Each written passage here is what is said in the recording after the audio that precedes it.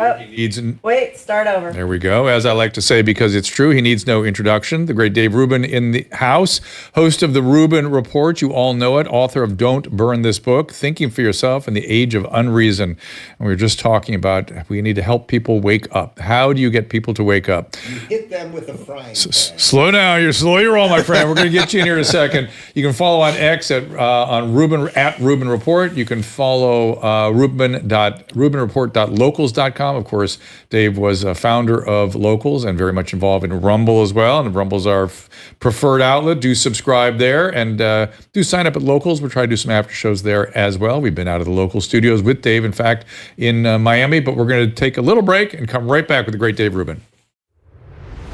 Our laws, as it pertains to substances, are draconian and bizarre. The psychopaths start this way. He was an alcoholic because of social media and pornography, PTSD, love addiction, fentanyl and heroin. Ridiculous.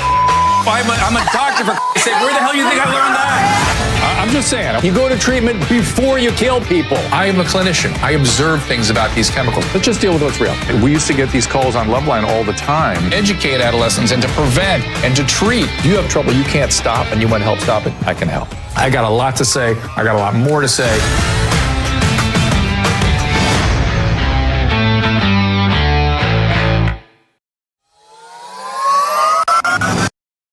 Of course, I'm a fan of the healthy aging supplement True Niagen. I've been taking it almost for a decade myself. This supplement boosts NAD, which your cells need to survive properly metabolically, and it goes down as we age. It does so with a nutrient called nicotinamide riboside, or NR, specifically patented form of NR called Niagen. It's the most efficient and trusted NAD booster. NAD can also play a role in reproductive health.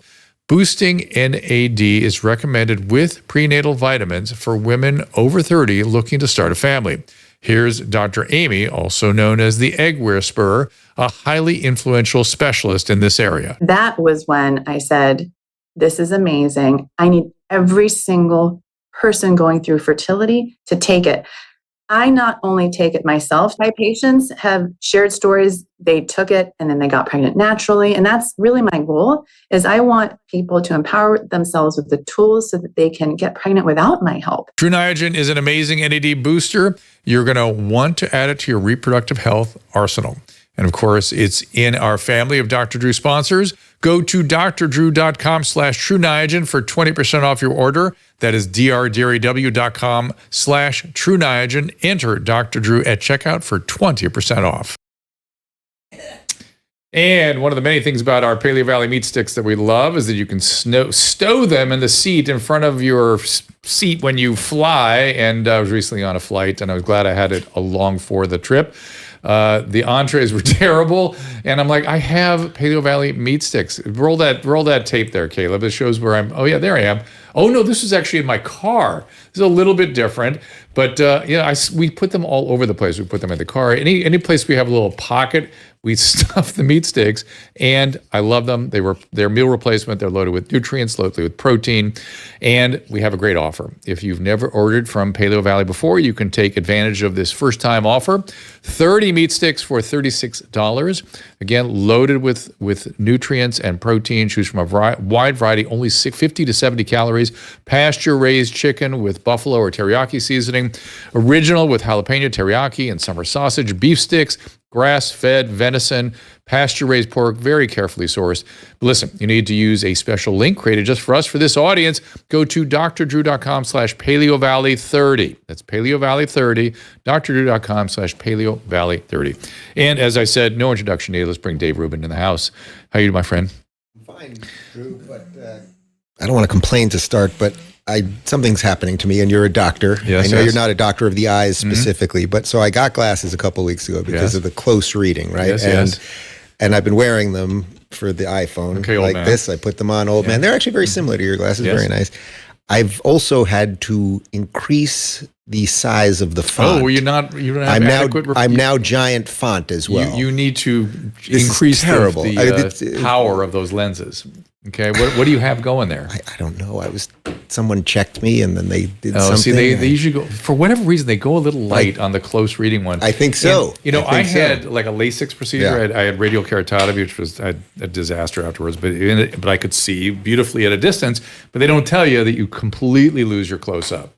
Oh. And so I practically have to have magnifying glasses, and I read constantly. That's not in the fine print somewhere? We're going to fix all your other stuff? How about the fact that I didn't think about it? I'm such an asshole. I was like, and I do a lot of dermatology, and I had to look up close, and I'm like, oh, come on, I lost that too now. So, God. Rough. Anyway, so enough about the. All right, enough about. I'll ask you other medical questions that you're not fully a expert in off air. No, it's okay, but it's but enough of the old man talk. That's the stuff I don't want to turn people off with that. But you did say something, speaking of medical stuff, that you're twins, right? Do people know about this? Can we talk about this? Yeah. Okay. So Dave's partner, David. That's confusing. That's more confusing than any of the rest. It's not because Dave is Dave. Dave Rubin is Dave Rubin. Yeah. And you said to me something interesting, that the governor of Florida helped you arrange surrogacy and all the transfer of all the complicated things you needed to do to get these two pregnancies completed. Well, long story short, what happened was, we very publicly fled California. Everyone knows that story already, and we're always trying to drag the Pinskys there. And I know that one day it's going to happen, but I don't want to. You got Sage Steele. We got Sage Steele, and I've brought in many other refugees. We have several refugee camps. We feed them for a while, and then we make sure they have the proper nutrition to get out there on their own, and it's working quite well. And then we don't need any voter ID or anything. Exactly. Meat sticks for everybody, and then go build a life in the free state of Florida. No, but what happened was we had two surrogates that were pregnant here in California, because that's where we began the process. And then post recall election having gone so poorly, that was sort of the straw that broke the camel's back. And when we left, when you move to a new state, or even any time, surrogacy or not, generally OBGYNs, they don't want to take on a pregnant woman in the middle of the pregnancy. They like going from beat one, just so that they have all the proper, they've seen the history, et cetera, et cetera. And I didn't know what to do. And I happened to be at a dinner with Governor DeSantis and Casey, his wife. And when we just moved to Florida, and she said, if there's anything I can help you with, let me know. If you need advice, where to go shopping, like literally anything. And I said, actually, this is going to sound nuts, but I do need advice. We need help finding an OBGYN. And the funny part about that is that was at the height of the ridiculous media firestorm around Don't Say Gay. So here on one hand, every day you open up the New York Times or you look at CNN, and it's Ron DeSantis hates gay people and blah, blah, blah. And meanwhile, I have his wife literally helping us get the OBGYN that helped obviously birth our son. But they didn't say gay, I assume. No, we were not allowed to say gay, but the kids are here and they're happy and they're healthy and they're great, as long as nobody says the word gay. So but it was just one of those things, this, like when we're talking about another one of those. Well, it's just another one of those things where we're talking about the news, and then something happens in your life that is so counter to what the actual reality or the narrative is. The reality is so counter to that you're just like, oh God. Have you heard of Gell-Mann amnesia? I think I brought this up to you before. Maybe I'm having it right now if you brought it up to me before. That's a different kind of amnesia. Gell-Mann was a famous physicist, who recognized that whenever he opened the paper and read a story about physics, it was just completely wrong. Yes, we have talked about this. Yes. Yeah, and when he read the rest of the paper with complex world history, world events, he thought, well, this is right. Yeah. This. Whenever you get a story about yourself, whenever you have, let's put it this way, whenever you have a direct connection to the stories, you realize how far the press is from reality. Well, if people want to see a good one right now, once you're done watching this show, just Google anything about the France elections in the last week. And every single story about it says the exact same thing. Left parties unite to stop the far right. So the left is never framed as far left. So they can be socialists and communists and Antifa and jihadists. Yes. They're never far left. But quite literally anyone that is on the right is now far right. This is one of the things. Well, you and I have both. I saw you tweet about this, and let me refine what you said a little bit. Please. They don't say far right. They say extreme right. Oh, extreme right, far right, alt right. Extreme. Yeah. And I watch this. I just have so much fun watching the French, because I speak a pretty good French. Yeah. It's very entertaining. And they have today in France started talking about the extreme left. Oh. And Marie Le Pen was complaining about this. Why is anything? Yes, I saw that. Yeah, anything slightly right of left, extreme right. We just want you to be fiscally responsible. Why is that extreme right? And the American press is the one pushing the bullshit, right? Of course, right? Well, that's nice to hear that maybe there's a little pushback in France. I did see they debate in good conscience. There, they get a little excited on the press side, but they listen to the people they're debating with. And I just heard from 3 hours ago, Mélenchon is the bad guy in this. He's a problem, and they're all kind of recognizing this. And some of the old timers who got reelected into the assembly are stepping forward and saying, look, we're going to have a détente. We're going to have what did he call? He had a name for it. It was essentially like, it's a word like a coming together kind of word. And we're going to horse trade. We're going to figure this out. And and the right and the left are going to have to get together and sort of figure out where we can agree and disagree. And we all have the desire to do what's good for this country. Or if I've heard them right, I think if they don't really have an effective government within a year, it dissolves again. Well, that would be just what I heard. Listen, I am by no means an expert in French politics, but the fact that Marine Le Pen's party got 34% of the vote, which was the most, and then 46%. 46%. Where did the third? I don't know where over here. She said it multiple times. I mean, in the interviews I heard, and they never corrected her. 40. So this time you mean 34%? Yeah. Oh yeah. The original though was the right. First the original. Round. Right. Yes. They got like 30%. So, but the point is, it was the most amount of votes, and then still was not able to form a government because the lefties do what they do because, as a general rule, they're collectivists. So they all came together to stop that. And what was most interesting about it, I thought, was that I saw the speech that Marine Le Pen gave after winning that first round. And her speech, again, and this is the quote-unquote far-right, extreme-right person, it was all about liberty and classically liberal values. Oh, it's classic liberalism. And defending borders, but not being racist. It was, it's just one of those things that it will never stop. No matter how many times we expose the nonsense, it will just keep coming. Well, the French are pretty smart, and they're sick of it. That's what you hear constantly. I hope so. Like they are not listening to the will of the people. They're making deals and they're getting around the will of the people, and they are pissed. I mean, there's a lot of that. I had dinner with a friend last night who was in Marseille a couple days ago. Marseille is one of the most liberal cities. But he said that at the airport, it was basically you would not have known if you were in Syria or Saudi Arabia or Lebanon. Now that's just something that the people of France have to grapple with, and we'll see. It's what's mobilizing them. It's what they're trying. They are really trying to figure out, what does it mean to be French? Yeah. Is it something you just throw in the trash can, it's over? Or is it something we have to defend, and how do we defend it? And I told you at dinner, which I want to talk about our dinner, and thank you for that dinner. Yeah, my pleasure. Are we free to speak about it? We are free to speak about it. We are going to make fun of Adam Carolla in just a moment. Trust me, we're getting there. We're getting there. Susan will love this. But Marie Le Pen, what was I saying? Oh yeah, I told you at dinner that the one thing she has said that I thought sounded conservative to me was she wants to reinstitute uniforms for grammar school kids, and the teachers have to be referred to with the formal term vous instead of tu. And the fact that they call teachers, when you go on TV in France, you have to say vous or they'll correct you. But the teachers know. Right. And that's an extreme position again. Boy, that does sound like something that must be stopped at all costs. So funny. So ridiculous. On my phone, one thing about the iPhone is every once in a while it'll pick up the recording of what you're congratulations. Now people are going to hear what we're saying, Drew. Thankfully, this is going to my son. I'm tempted to send it to him just to freak him out and see what he says.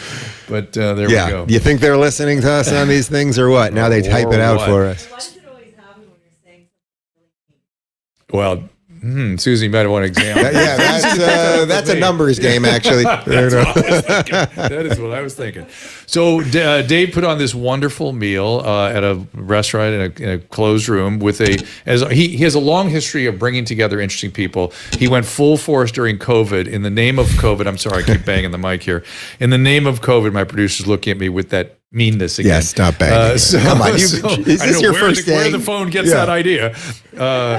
But Will you tell your story through COVID? Because I've had some great meals over at your house. Yeah, well, basically, I just, after 15 days to slow the spread or 2 weeks to slow the spread, whatever they said, literally the next day, I remember I was watching the Golden Girls on TV Land. We still had cable at the time, and every single commercial was about the new normal. Yeah, as is my custom. I can do Golden Girls all you want.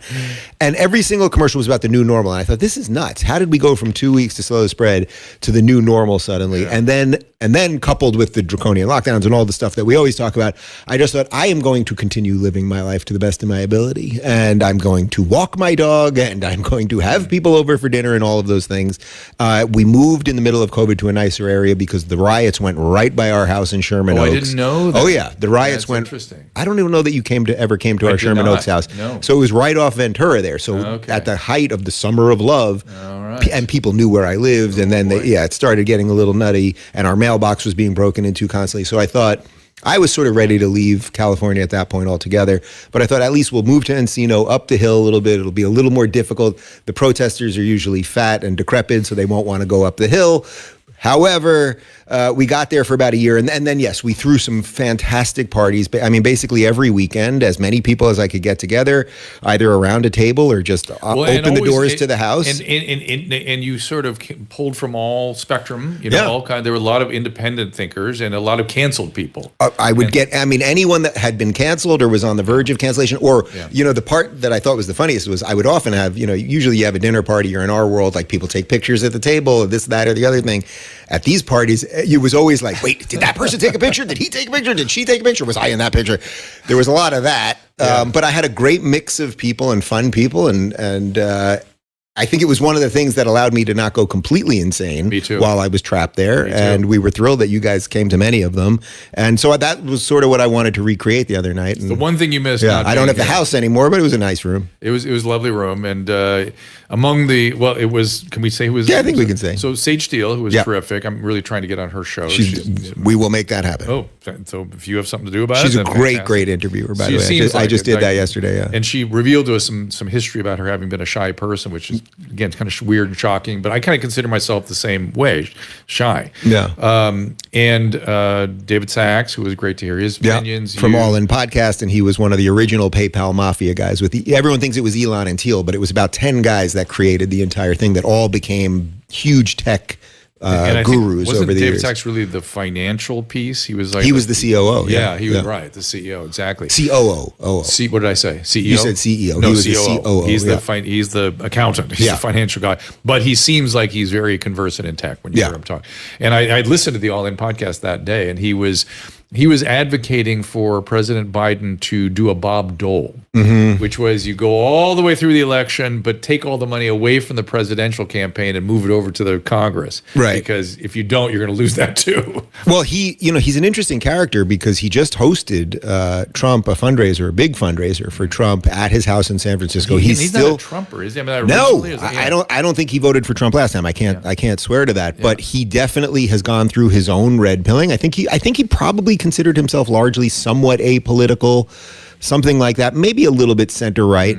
But I think he has now seen what many of us have seen, which, putting aside whatever you think about Trump or the Republicans, that's something unbelievably rotten, and I would say as close to evil as you can get, is happening with the Democrat Party right now, between a president who's clearly mentally compromised, a media that runs cover for it, and then a progressive base that is wildly out of control.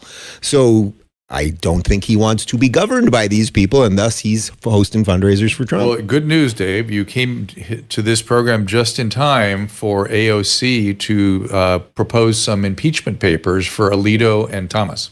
Yes, because that really is the problem right now. Oh, God. And she's backing Trump. I mean, even you think how, she's backing Biden. Sorry, that was a Biden for me. Yeah.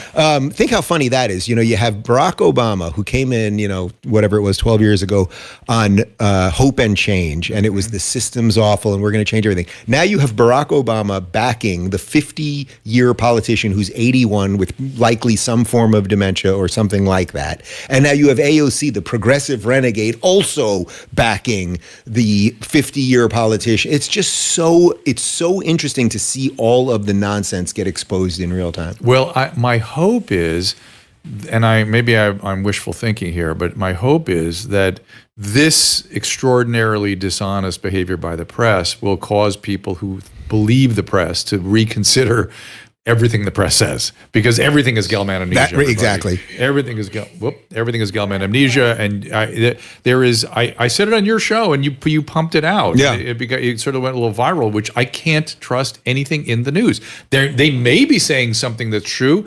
I can't trust it. No, it's deeply depressing. I would find something else to do. I really would, Drew, at this point. If the media would do anything remotely close to its job, and suddenly I looked at my numbers and I was like, boy, these numbers are really off because there's other people doing something that's better and it's more effective. I don't know. I would find something else to do. I love what I'm doing, but I would, and I think it would be better for the country. But they are so deep now. The Biden thing has fully exposed it. It's one thing when a very fine people hoax gets pushed for a while, edited clips of this and that, the Jussie Smollett thing. We can point to all of, or the COVID stuff particularly, because it dealt with science. Chlorine injected in the arm. That's so far from what even if you want to make the case that he was talking about something like a bleach. No, of course, but there was even one in the last couple of weeks about him saying he wanted to be a dictator. And if you watch the full clip, he's not saying he wants to be a dictator. He says he'll be a dictator for one day. It's a joke. And then he says, just so I can close the border. And then he says one other thing that he would do. But it wasn't, it's all just endless nonsense. The issue they're having right now is the lies and the reality are now on the same track. Yes. There's a distance between them. Now it's just all in front of all of us. Right. But one of the things that we discussed at dinner was, for those of us that do not want a Democrat anymore, and to me, it doesn't matter if it's Biden or Kamala, because they're all just interchangeable parts to some extent for a much bigger or a much more nefarious set of ideas.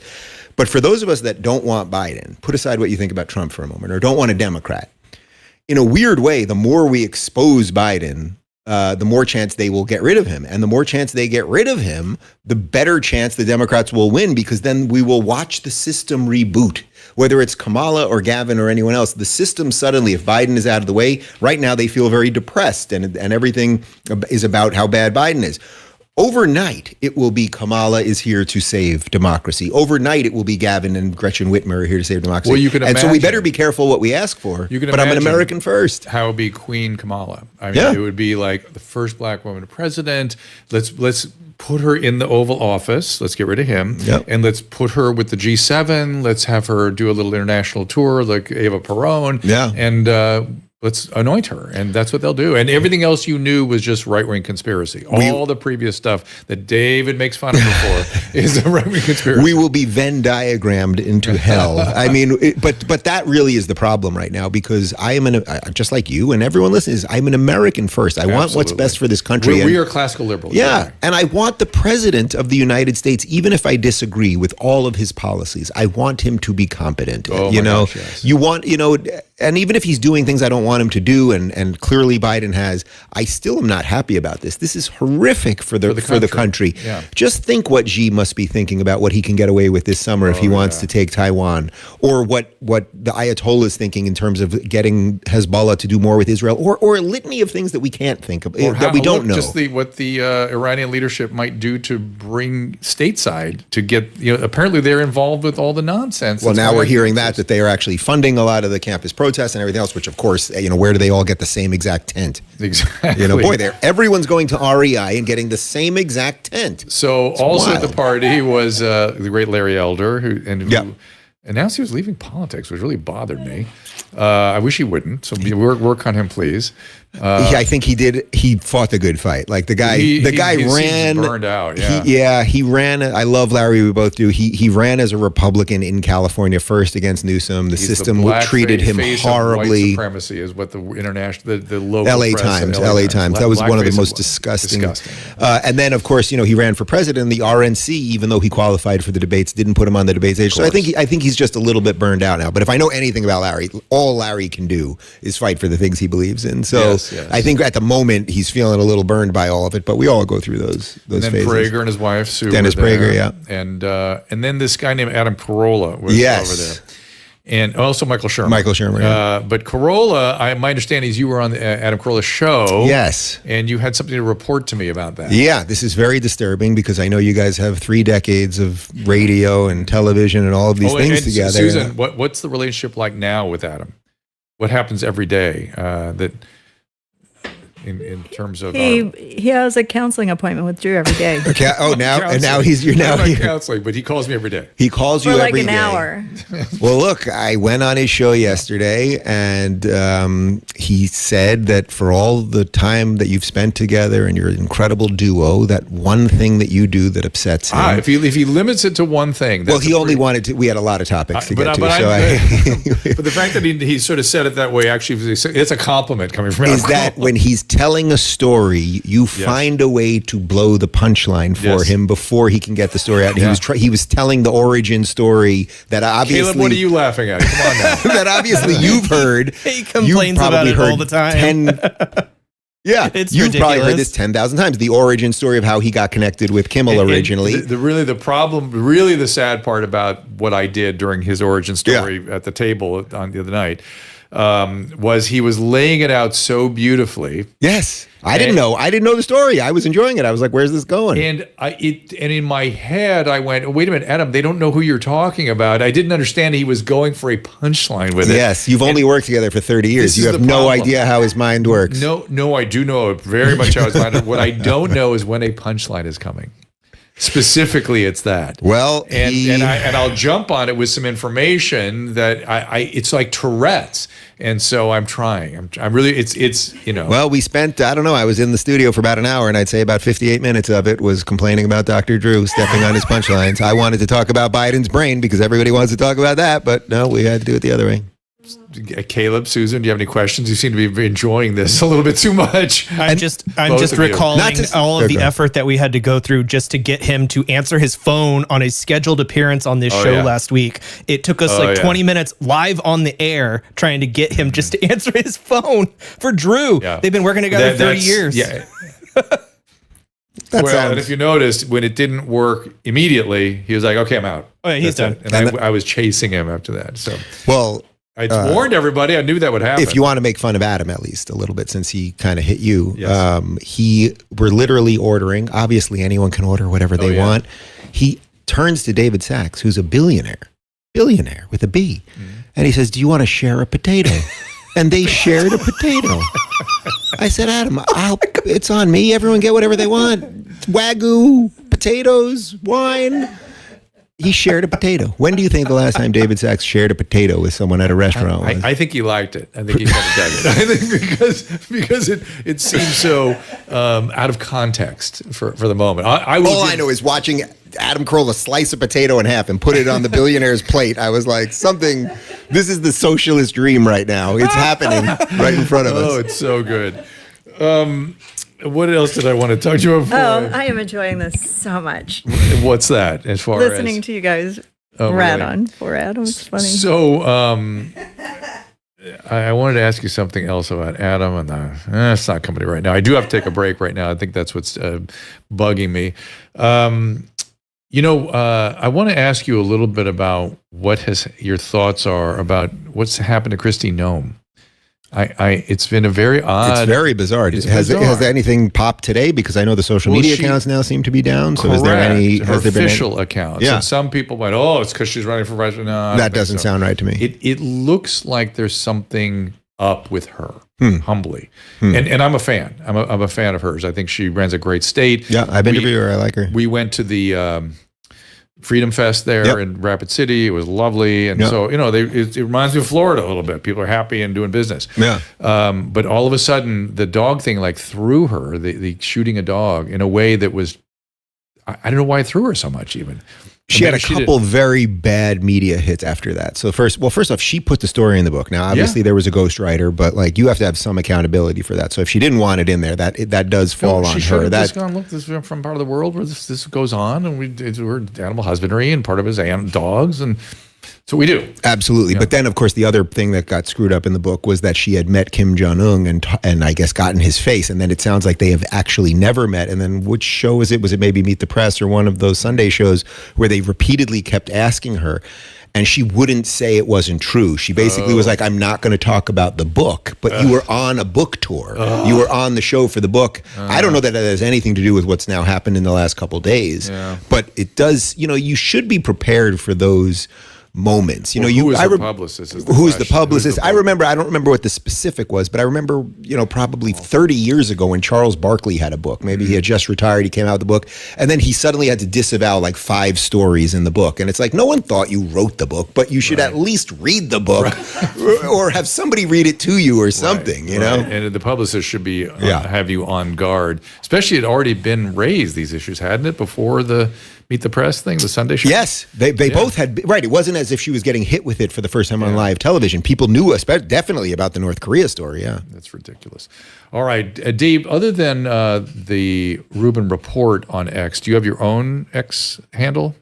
Yeah, it's just Rubin Report. Rubin Report and Rubin Report Show. That's the show clips, and then Rubin Report is me. Okay. I tried to get Dave Rubin because it's a defunct account, and the guy was impersonating me, and he has no followers. He blocked me, and I can't get it. Oh, well, somebody should. Can't get it. Caleb, can you help out with that? I know you work magic all the time. Yeah, Caleb, you want to work some magic? I might be able to help with that, especially with the new management over at X. When it comes to this stuff, Yeah. Oh, all right. The only one that has not been helpful at all is Instagram. We can't get Dr. Drew on Instagram. Some other guy has it and uses it. So he's Dr. Drew Pensky on Instagram, but everywhere else we got it. Is he impersonating you, or is he actually a Dr. Drew? His name is Drew, but we don't know his full story, but he's gone by that name for a short time, and then they won't give it to us, even though it's obvious there is one Dr. Drew. Right. That one, you can always, they have to figure out ways to do all these things. Sometimes you can argue, look, if he's a doctor and his name is Drew, then it is what it is. But if it was somebody that was not Dr. Drew, that was impersonating you, or even if it was a guy named Dr. Drew who was impersonating Dr. Drew Pinsky, then that's something else. Yes. But yes, I will take Caleb up on that and see what's all right. We're going to take a little break. Pay attention, everybody. These are people that support us, and you can support them, and we'll keep this thing going. Be right back with Dave Rubin. Summer heat is underway, but Cozy Earth has the perfect bath products and bedding to keep your daily routine refreshing. At cozyearth.com/Drew, not Dr. Drew, just Drew, you can get 30% off with my discount code DREW. Plus, get free socks when you tell them that I sent you in the checkout survey. Cozy Earth's bath sheets and towels are crafted with advanced technology, elevating the traditional design of towels with exceptional absorbency, durability, and comfort. Their revolutionary sheets are made from viscose, from bamboo, and are designed to keep you cool and comfortable no matter how high the temperatures soar. And with Cozy Earth, you are investing in quality and durability. All of their bedding and bath products come with a 100-night sleep trial and 10-year warranty. We have their sheets on our bed right now. Trust me, once you experience the comfort of Cozy Earth, you will never want to go back. Get 30% off at cozyearth.com, C-O-Z-Y, Earth, one word, cozyearth.com/Drew. Use promo code Drew. Don't forget to tell them I sent you in the post-purchase survey to get the free socks.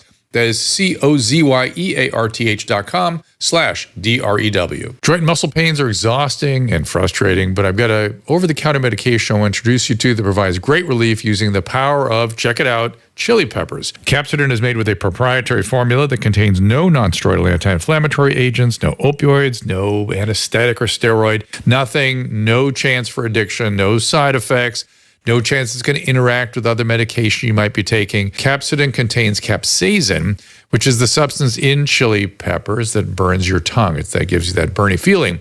And of course, I've recommended capsaicin creams to patients over the years, but other capsaicin creams burn your skin. That's what makes Capsodin so unique. In clinical trials, Capsodin has actually been demonstrated not to burn. I've been using Capsodin to relieve my pain in my hands and my wrist from carpal tunnel syndrome and arthritis.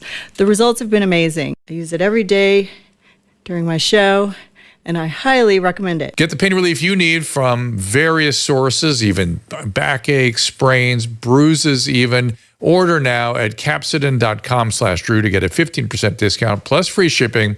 That is CAPSADYN, capsodin.com/DREW. Many of us have not gotten over COVID. I'm not talking about the virus itself, but the response. We were flabbergasted by what the government could do to us. There is no telling what they might pull next time, and it's looking more like there will be a next time.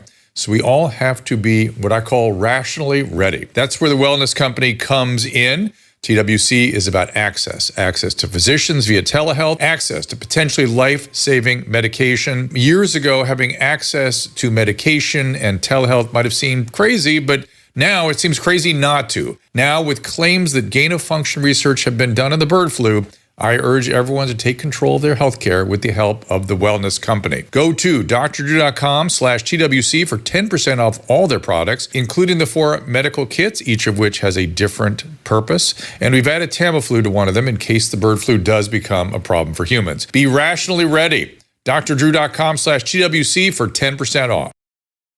Dr. Drew said the best way to quit drinking is by going cold turkey, and he's a doctor, so why would you question doctors? Dr. Drew called me unfixable.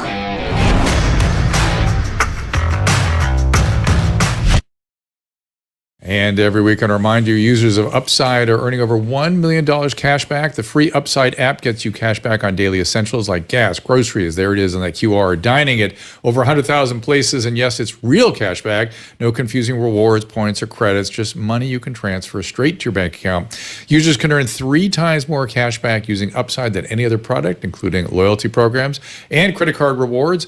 All you do is claim an offer on Upside for whatever you're buying. Pay as usual with a credit card or debit card. Follow the steps in the app and you get paid. Top Upside users are earning as much as $300 a month. To find out how much you could earn, click the link in the description to download Upside and use code Dr. Drew, DRDREW, to get an extra 25 cents back on every gallon on your first tank of gas. Or visit drdrew.com/upside to claim this offer. That is drdrew.com/upside, promo code Dr. Drew. Dave Rubin with me in the here. And before I get on with this, the Paleo guys have these new superfood bars, and Susan threw this one at me. I love this one. So there you go. It was a fairly violent throw, by the way. It was the lemon one. That's that. Why does the phone pick up anything mean for me? I don't understand where did that come from. So one of the things. But the bone broth's amazing. We want you to try it. We'll give you a bag to go home with. In that, in one of those ads there, I mentioned that. Some of us can't get over COVID. Yeah. And that's an interesting way for me to frame how I'm feeling now, which is I can't get over it. Not the illness, not the fact that we had a pandemic, what the world's governments, frankly, did or were capable of doing to us. I cannot get over it. And I feel as though the only way I will ever get over it is until, first of all, a lot of mea culpas are taken, like people acknowledge this didn't accomplish anything, this is excessive, it harmed people. I think we're past that point. Well, I worry that people are fearful that by acknowledging they will have some liability. Right. That's so. People do sort of rattle these sabers once in a while, where they're like, "Where it's what do they call it? Nuremberg 2.0 and all this stuff." Yeah. We're never going to get to the bottom of things if they do that. It seems to me. But if we could just get people to say, and it seems to be like on a 10-year time course or something to get this to happen.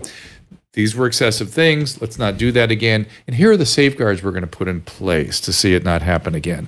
I'm not going to be happy until that's the case. Yeah. Am I never going to be happy? No. Yeah. Well, not in this life.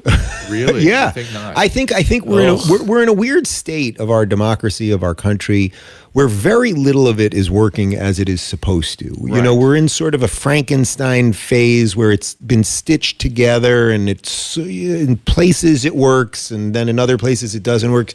But at a national level, just the messaging about the country and the direction of the country does not feel right. And I think you're right on one hand that there's a liability issue. So Fauci or some of these guys to say, "Oh, I really did screw this up," even though they've subsequently admitted a bunch of it was kind of nonsensical or whatever, but to really say, boy, I did screw it up, or if Walensky was ever to say, I really did push some bad messaging, like Redfield's getting close. It would be nice. Francis Collins, one of those guys getting close to saying this was a major screw up. It would be nice, but I suspect it's not going to happen because the apparatus doesn't work anymore. The layer of that which would hear an apology and then go in and then go in. You mean the press? Well, but no. The press is, forget the press for a second. The press is long gone. Yeah. To me, even the NIH or the CDC, I don't know that they have the functioning ability anymore to fix what is wrong. We are years into giant government programs. Yes. We've hired people for all of the wrong reasons with DEI. And I don't know that those things can self-correct. And especially when you have a Democrat administration that is largely in on it with them. I do think it's possible if a guy that we both like, if RFK, assuming he doesn't become president, let's say, if RFK, let's say, was tasked by Donald Trump to just go in and break up the agencies, like that would be a fundamentally important thing and a job he could do and his whole life has led him to do. Yes. That would be a way to get a little bit of what you want. But short of Trump coming in and bringing him in to do something like that, you don't really sense that there's any hope. It is that middle management. It's the bureaucrat. And the guy that taught me, Paul Alexander, that the 6 feet distancing was invented out of thin air. He was there when that all happened. he was like, yeah, they should have been 30 to 60 feet by what we understood at the time. But Dr. Redfield said, well, we just can't get him to do that. So it's 10, 4, that's 6. Crazy. The whole world went for that. Think about that. But in any event, he also told me he's a Trinidadian gentleman with a heavy accent, and he looks like he shouldn't be in the Trump administration. He sounds like he shouldn't be, and maybe he shouldn't be. But he was invited to a meeting at a party by the State Department, sort of bureaucrats, and so they were socializing, and they thought this guy was one of them, and they brought them in under the tent and said, don't worry about these guys that are elected. They're only here for 4 years at a time. We run the government. I mean, that's the thing. When they said that, it literally a chill went down my spine. This idea that the will of the people is being ignored, and the French are dealing with this right now too. And that's kind of why I'm enamored with it, trying to figure out how they can solve all that. Yeah. But it is disgusting that I was rereading the Gettysburg Address yesterday, thinking, government by the people, for the people, shall not perish from this earth.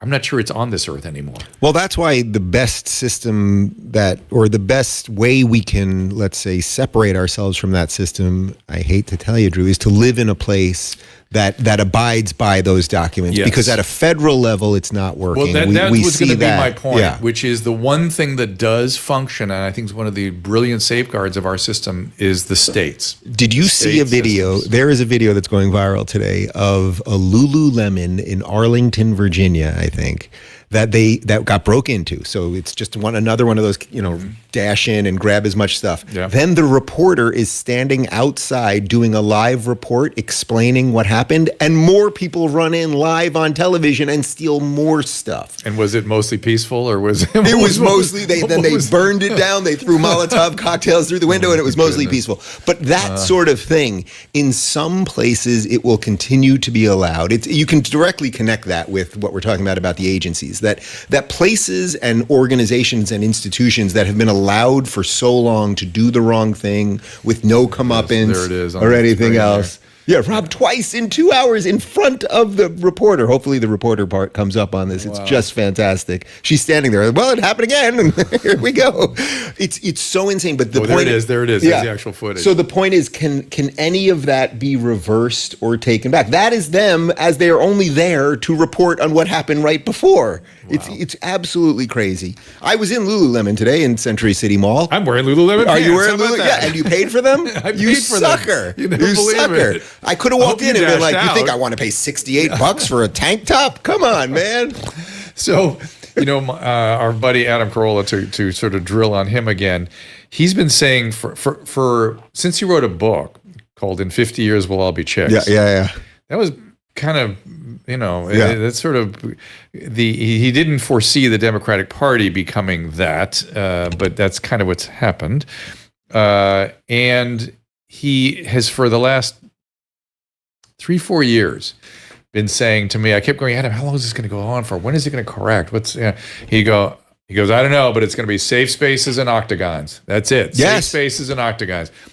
Some of the people are going to go towards MMA and octagons, and everyone else is going to be sitting in safe spaces being victimized. I think that's a great, I'll use that on my show, and I'll credit him for it, because I think that's a great explanation. And you can see that happening, by the way. The states have become like safe spaces and octagons. Right, so you can see it happening at the state level, but then if you drill it down even further, you can see it by things like homeschooling, which is exploding right now. Yes. You can see it, school choice would be just another version of that. But all of these things where people are just looking at things and getting out of the system. Some of this health stuff that you talk about all the time. Oh, I was asking about bone broth protein a moment Yes. ago because people are looking and they're going, boy, the food pyramid that the government told us Totally about, false, and totally this bullshit. doesn't make any sense. Yep. And more people are trying to get locally sourced food suddenly. Yep. And people are getting off seed oils now, even though we were told that we should be 1000%. drinking almond milk in our coffee. And now I'm on whole milk, grass-fed whole milk. And I'd like to get completely unpasteurized milk. But even in Florida, there are laws around that where you actually, if you can go get it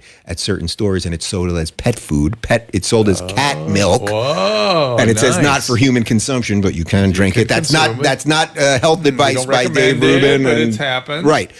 But the point is that will be the savior. The savior is not the system coming in. And will it save or will it separate us all so far that we'll have difficulty getting along? Well, I think likely that, but you at least have a chance in that game. States like this are going to fail so badly financially, they're going to start leaning on other states for support. So my big concern, having now left to Florida and to greener pastures, so to speak, is that if things really start separating, and maybe they have more than we can even see at the moment, you know what I mean?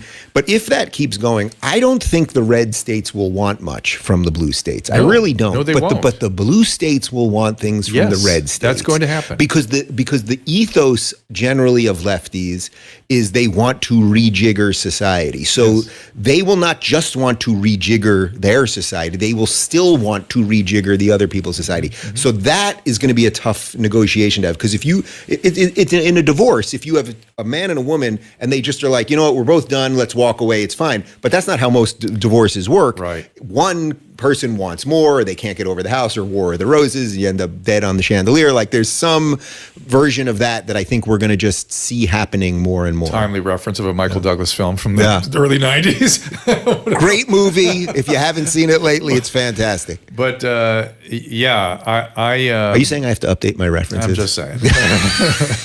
So we started talking about vision problems, all kinds of old man stuff. So you want to talk about your prostate I saw too? Citizen Kane the other day. I thought it was wonderful. You've never seen that before, huh? No, that was a joke. I was making I see. I get it. As though it's a first run. Yes, incredible. You haven't seen it. It was a wonder. How I am with punchlines? It was a wonder. No good. Jesus. No bueno. I take everything quite literally. It's interesting. I'd read once that Osama bin Laden's plan with his terrorism was to separate the United States into 50 independent countries.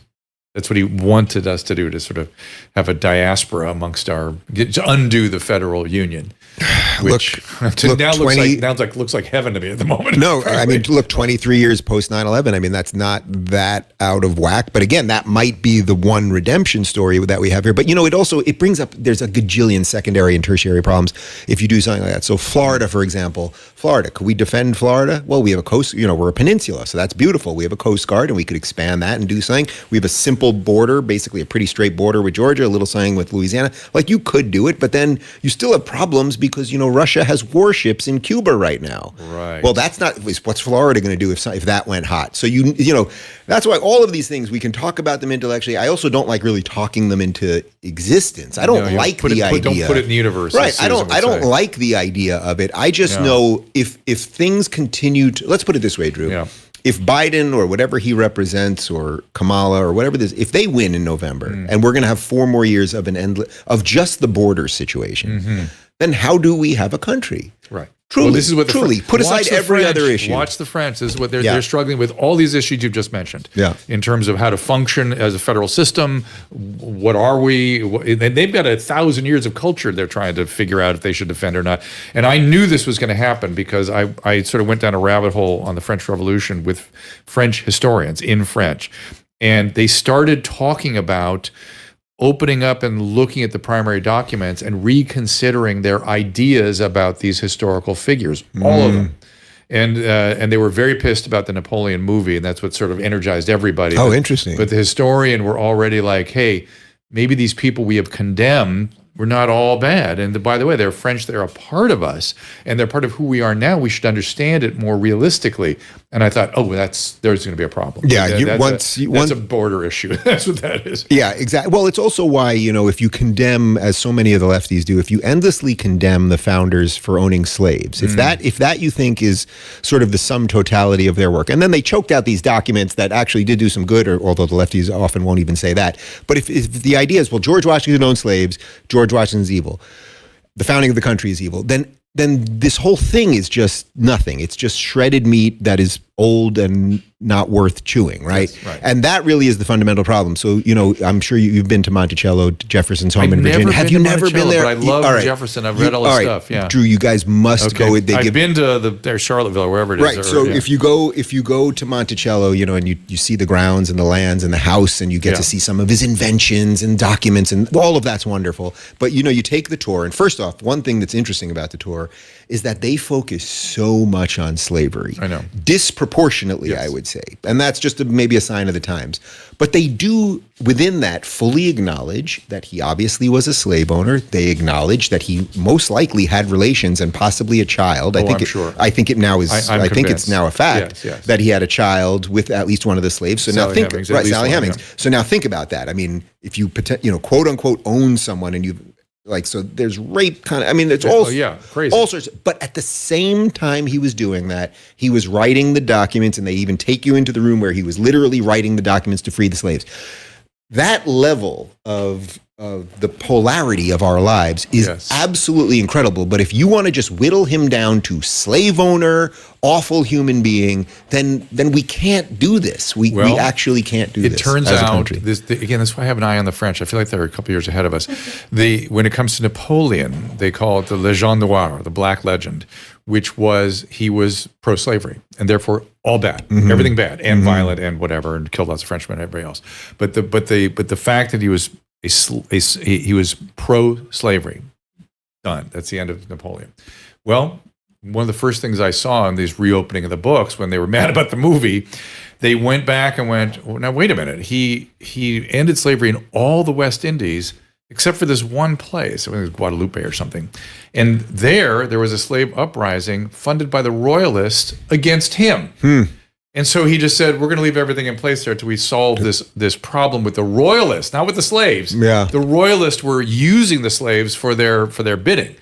And that was his slavery story. The thing is, Drew, we're all just people of our time. So look, you see my Twitter all the time. I eat a ton of red meat. I'm largely doing a carnivore diet right now. I eat Wagyu. I eat good stuff. I love. What am I sitting next to? This is right, horrible human being. But look, if a certain set of people get their way, there won't be red meat. And 40 years from now, as they've also convinced a whole bunch of people that the earth is going to swallow us up through climate change and everything else, our grandchildren will be like, you were one of the people that ate meat and you posted pictures about it. You should be in jail. Like that really, it's just another version of this thing. And we really have to watch out for that. We're already sort of I'm not stopping eating meat. So no, a lot of people, I think the pushback on that stuff has come. It does feel for the first time something in the last year where you can actually push back on climate change without all hell breaking loose. Yes, I think Jordan Peterson, who's done a hell of a job on almost every front imaginable, I think he started some skepticism, or at least helped inch some of it into the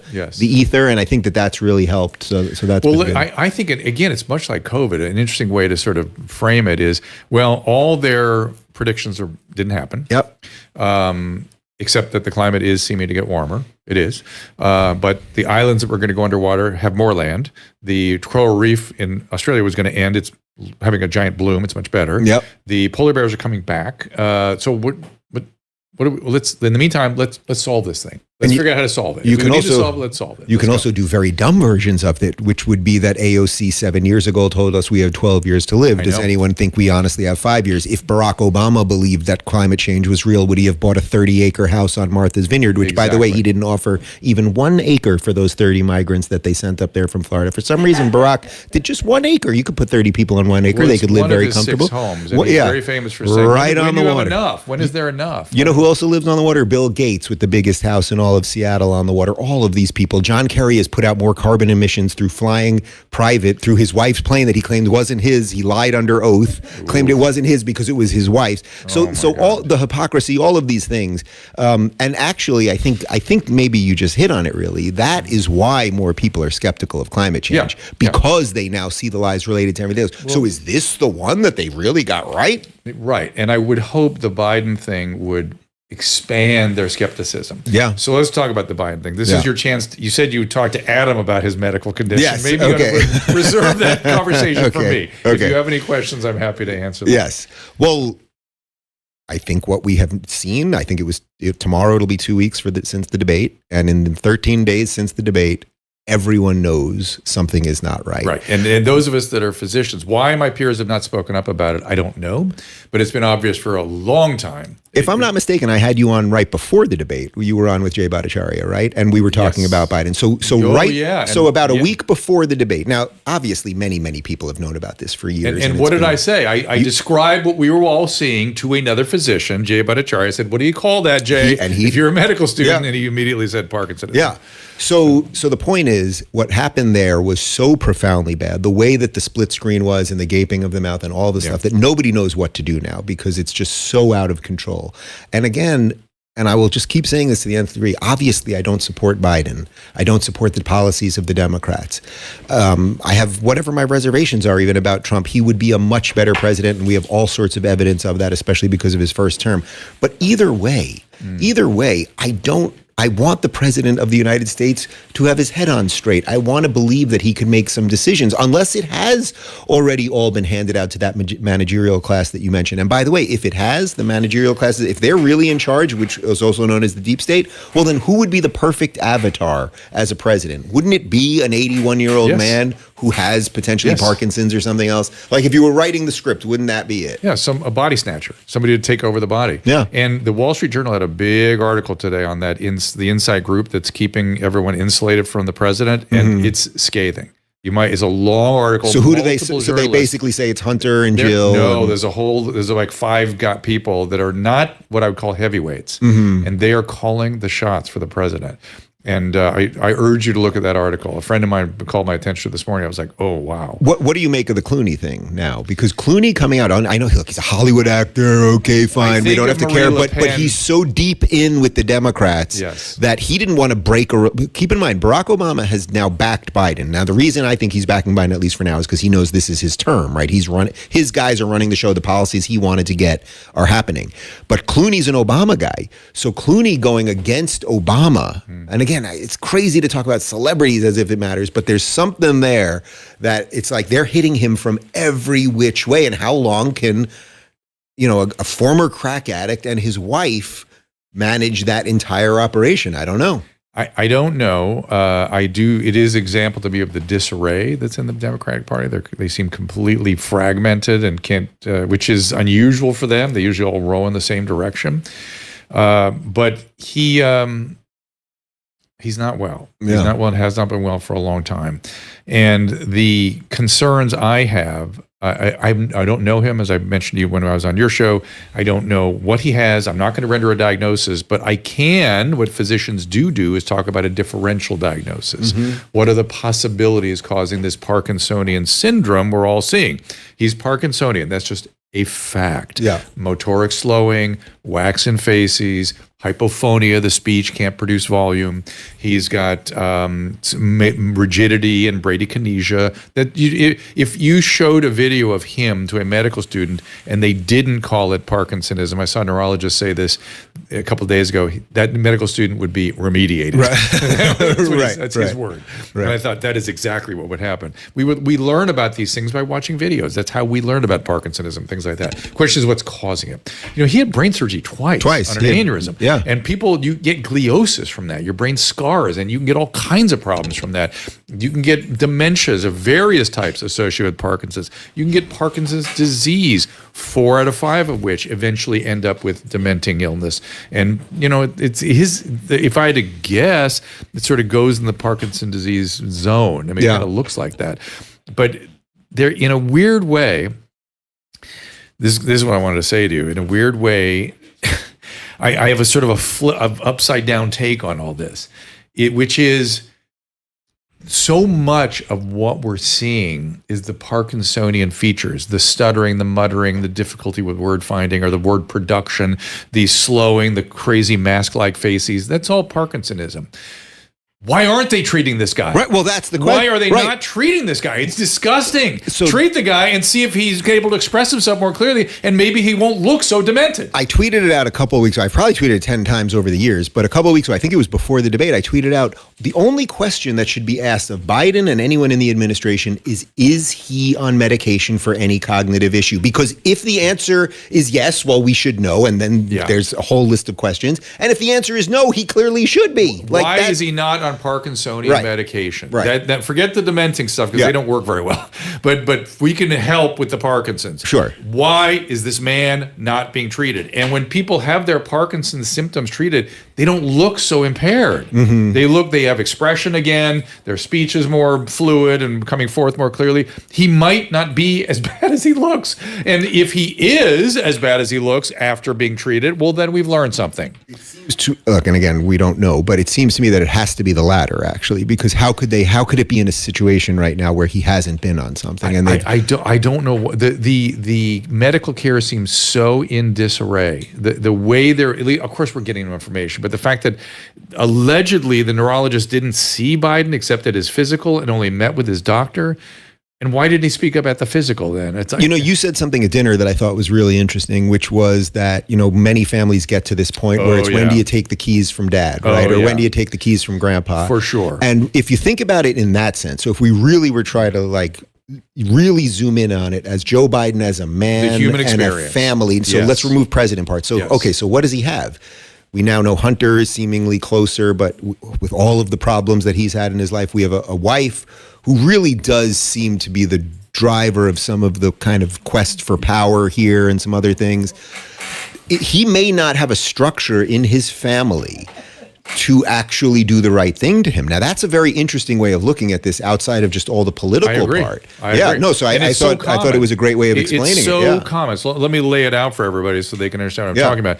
Is that when patriarchs or matriarchs develop neurological disorders or medical illnesses that start to really take them away from their family. It's like they're looking like they're starting to fail. And if that somebody has been high functioning their whole life, as I said, been a patriarch of the family, and all of a sudden you're wondering, should he really have the responsibility he has? And my goodness, should he even be driving? We got to get the keys away from him at least because he's going to kill somebody.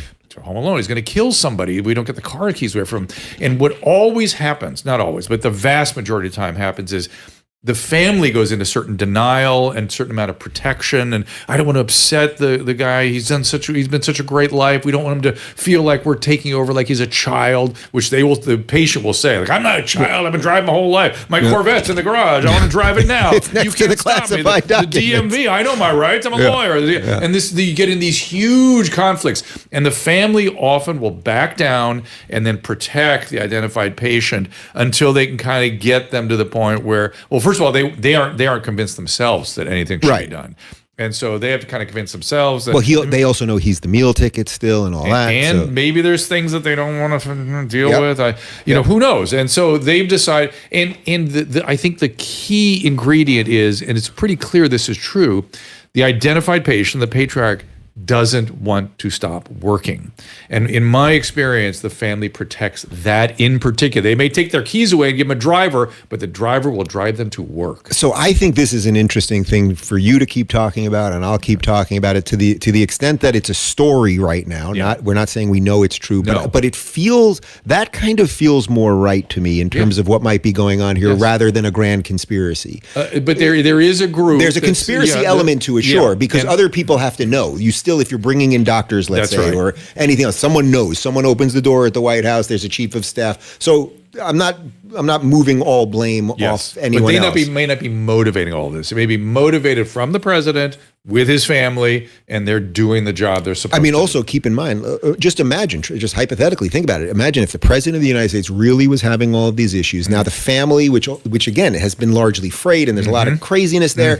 If they don't know exactly what to do, and Joe Biden has loomed large over them and helped them get jobs and all sorts of stuff, and now let's say you're a chief of staff, or you're someone really close in the White House, or you're an aide who really should know about things.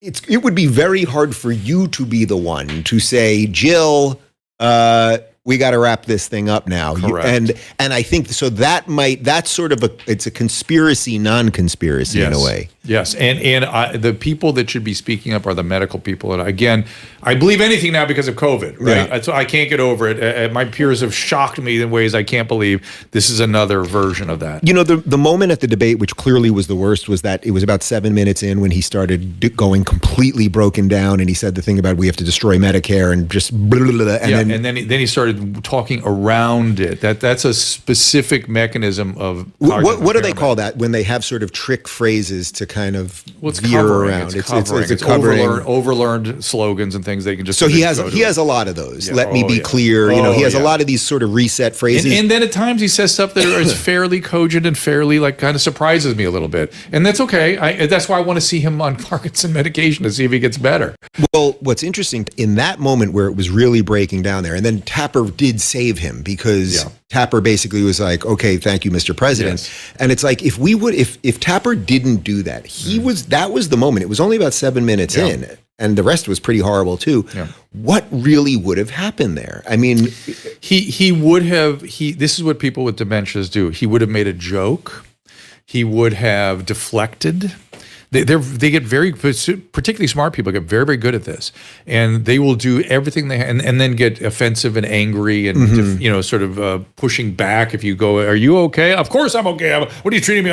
This is what they all do. But imagine if you and I were in a debate and I had some moment where I just completely lost my train of thought or I had no idea what I said, and then you said to me what happened later with Trump, where he said, "I don't think he even knows what he said."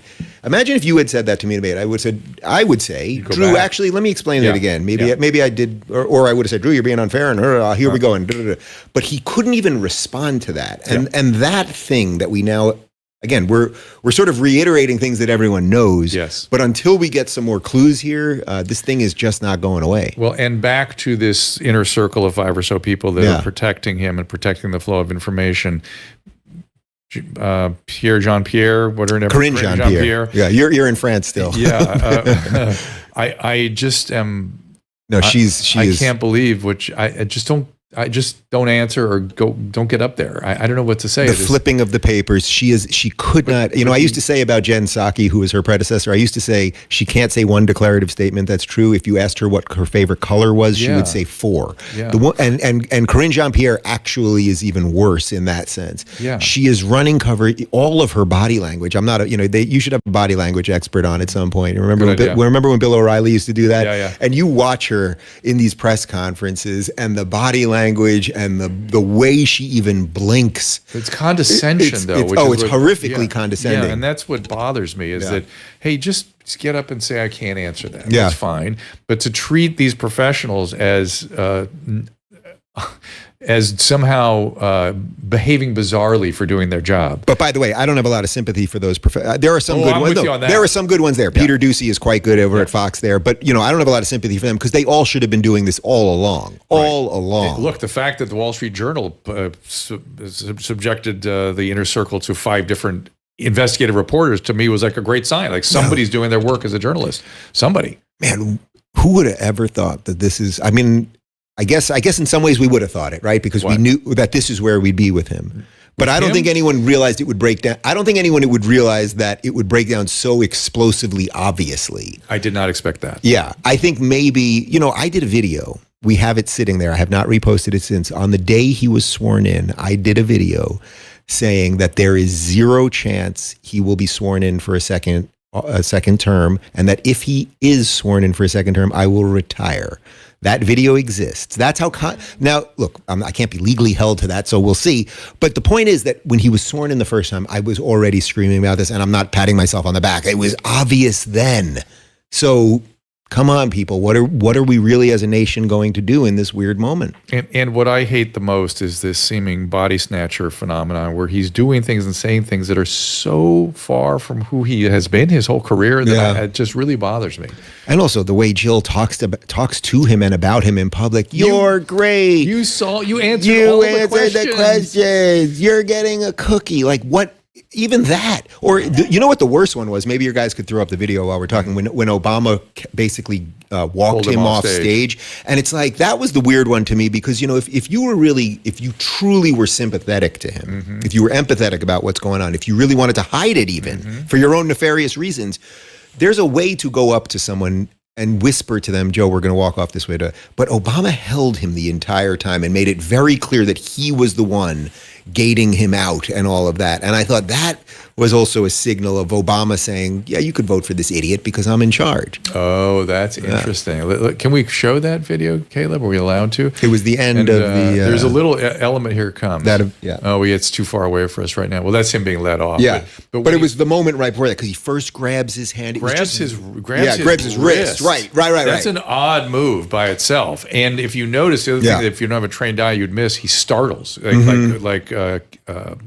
that's one of the symptoms also, right? Like it's also related to Parkinson's. He just kind of but still is frozen, startled but frozen.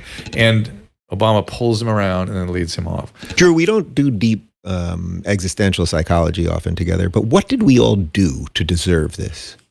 What did we do? We the people. We're sinners. We're sinners. We're all just sinners. So we just unearthed all of this. Well, right? Like that would be the biblical version of it. To be fair, you idiots deserve all of this. I'm worried about this issue because I'm not saying that we all have to find religion. But when this all started happening, I said out loud, I think we need a great awakening of something akin to that. At least I didn't expect it to go this way. I said that probably 10 years ago. And when you look at mass formation, okay.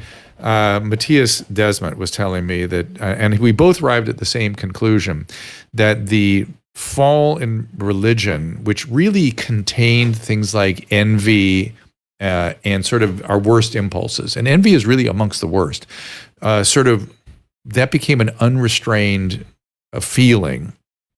And narcissism kind of started taking off at the beginning of the 20th century. That's really when you see this kind of go. Yeah.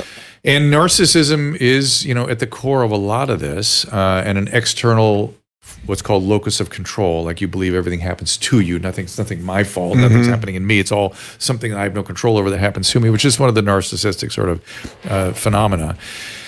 And I don't know how you get the genie back in the bottle. And then, by the way, algorithmically charge all of that, right? Incentivize people to be narcissistic, to be envious, and everything else. Now we have literally an AI version of our worst traits, pushing back on us or feeding us back the stuff, amplifying the stuff that we should. At a human level, try to somewhat control or temper or whatever. I mean, that's the purpose of. So when in the last 15 years, when I could kind of see this kind of stuff coming, but I never thought it'd be like this. Yeah, I always would fall back on sort of what I understand about 12-step, which is sort of spirituality, humility, finding empathy for others, and sharing your faults with other people, and being clear about them, and managing your shame.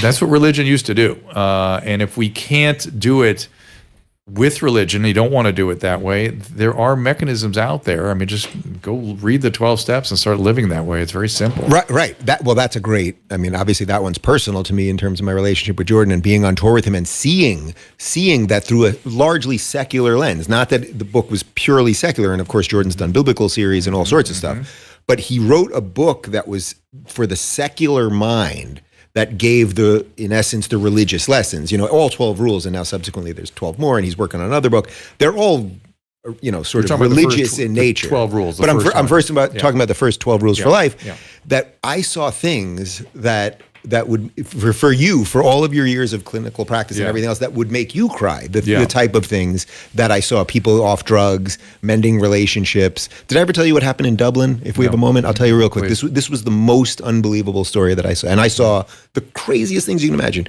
So we're in Dublin and, we're bouncing around Europe, jet lagged. He's doing, 10 interviews before the show. Was this before he got sick or since? This is before he got sick. So this is the year before. This is 2018. So he's still really on the rise, and I'm opening all the shows. We're bouncing all over the place. 120 shows in about a calendar year. I mean, it was insane. 20 countries. And, sometimes we would land and for a moment, we didn't know where we were. It was just, and there would be people, it was like as if the Beatles showed up. People would be waiting for us at the airport. It was just, every restaurant we went to, everyone had a story for him, all that stuff. So that's the easy stuff. And people off drugs and everything else. So we're in Dublin. The show ends about 1 p.m. And at these theaters, as the performer, you can't walk out the front because you're going to get mobbed. So there's always an artist exit, usually in like a stage dark. door. Yeah, but it's like it's always in the alley, which I find hilarious. Like it would be the easiest place to get jumped. But anyway, it's about 1 a.m. He's done the meet and greets all day long. He was particularly tired that day too, and he was very rarely tired. But I remember thinking that morning that he was tired. And I even told him that day, you got to ease up on the interviews. It's not necessary. Anyway, we get out about 1 a.m. We're in this dark alley, and about 40 feet, 50 feet away from us, we see two guys, and it seems as if maybe they're fighting or something. And then they start kind of rushing towards us, and we can't really see them. And at this, we didn't have security. Think about this. Jordan didn't even have security at the time. It's me, Jordan, Jordan's wife, and the tour manager. That's it. And we're in this dark alley, 1 a.m. These two guys are rushing towards us. And then as we can see them, we see they are both hysterically crying. One of the guys looks about 50. The other one looks about 20, 25, something like that. They then tell us they were a father and son who had a falling out 5 or 6 years before, had not seen each other for 5 or 6 years. They both independently read the book, went to the show alone, saw each other at the show, and made amends. I'm getting chills right now just telling you the story. Made amends right there. They tell the story. Jordan begins to cry. His wife begins to cry. John, the tour manager, begins to cry. For some reason, I don't cry that much. But a little tear came, but I literally just got chills again telling you the story. And I thought, man, and the reason I'm telling you that, of course, is that he's giving secular lessons, which is largely what we should want as a mostly secular society. But obviously not everything can be done through pure secularism. Well, and to the extent that it can be, it starts the process. And, and then you decide if you want it to be a fully religious thing or not. Yeah. And men, we have to do more as men. And I think that was one of the messages that sort of Jordan was getting at early on. And I really think that's, we like to be problem solvers as males. And I think we need to like step up a little bit or something. I can tell you as a new father, one thing that everyone keeps asking me, what have I learned and all that stuff. I mean, the one thing that I've learned so far, or I've learned obviously many things, but I would say the main driver that I've learned so far is that every morning when I wake up, these two kids rush at me, or if I get them out of the crib, they rush at me with the most open world, open eyes, joy, happiness. They think I am the greatest thing in the world. Man, so I think but I think it probably will, or definitely will, but I think that thus it's showing me that my challenge is I may as well try to be as close to that as possible. Oh yeah, of course. And so that would be the challenge. Yeah. So I am definitely a better person now than I was, 2 years ago. Definitely brings you around. And that doesn't mean I'm perfect. I absolutely am not. But I really feel that with them when you see that. There's the ultrasound with you and David. Yeah. Fantastic. I was not as good a person then. That was pre. Well, I like the Dave we have right now. Yeah. That's the only one I really think I feel like I've ever known. That guy threw good parties though. Okay. But Dave, thank you for coming by. He came all the way out to the San Gabriel Valley here, Susan. I don't know where I am. I have no idea. I actually fell asleep in the Uber, and I have no idea. Then I got out of the car. Susan was standing at the door. I was like, where the hell am I? It gets hot here. It was like a time trip here. We're against the mountains. The hills that you see off in the distance in Los Angeles. We're right up against all that. Home of the Rose Bowl. Rose Bowl's right outside here. I guess I'll just wander around. Maybe I'll sleep the night at a homeless encampment or something. Really get the full. You can stay here. You can stay somewhere. I mean, this is fine. No, I'm going to Maher tonight. I'm going to interview Bill Maher at Club Random. So we're going to flip the script in his place, but I'm going to kind of lead the conversation. I can't wait to see that. When is that going to air? Do you know? We get the video tonight. Hopefully, we get it out tomorrow or the next day. Fantastic! You're going to love it. He's so much fun. He's so bright. Yeah, he's just great. I just don't think I can smoke the weed with him. Well, I mean, not to do the interview. Don't do it. Not to do the interview you want to do. That's the biggest problem. Yeah. So. Tell him your mom said you couldn't. My mom would probably prefer that I don't. So. David, great seeing you guys. Great seeing you. Thank you for being here, coming all the way out here for it. We can't thank you enough, and look forward to seeing you with Bill tomorrow. Yeah, my pleasure. The Rubin Report, everybody, make sure you watch it, and if you're not subscribing on Rumble, I assume you can do, and wherever you follow him on X, and follow Dave Rubin. It's good stuff. Yeah. See you next time. And we want to show our upcoming guest here real quick, so before I sign out, so we can let Dave go. Michael Fairclough tomorrow at noontime. It's an early show. He is an educator in England, has some really interesting ideas about the lockdowns and how kids should be educated. Dave Smith coming in on the 23rd. We're Harvey Reish on the 18th. Some of these other guests I don't know that well, so it's hard for me to promote them. But I have a wonderful booker who assures me these are going to be very interesting, very entertaining interviews, and she's never been wrong, literally never. So we thank you. Don't forget about my Calling Out with Susan Pinsky tomorrow with my psychic mediums and Annie Lieberman. Annie Lieberman is a great comedian. If you don't know her, she has her own podcast. We'll be promoting that tomorrow. I think, is it Annie Wood? I forget the name of the podcast. But do Annie Lieberman. You'll find her easily on all the social media. Liederman, yeah. And but that's Susan's show. She's working hard on it, so please do support her. Show up, check it out. It's going to be a lot of fun. And we'll see you tomorrow at noon. Ask Dr. Drew is produced by Caleb Nation and Susan Pinsky. As a reminder, the discussions here are not a substitute for medical care, diagnosis, or treatment. This show is intended for educational and informational purposes only. I am a licensed physician, but I am not a replacement for your personal doctor, and I am not practicing medicine here. Always remember that our understanding of medicine and science is constantly evolving. Though my opinion is based on the information that is available to me today, some of the contents of this show could be outdated in the future. Be sure to check with trusted resources in case any of the information has been updated since this was published. If you or someone you know is in immediate danger, don't call me, call 911.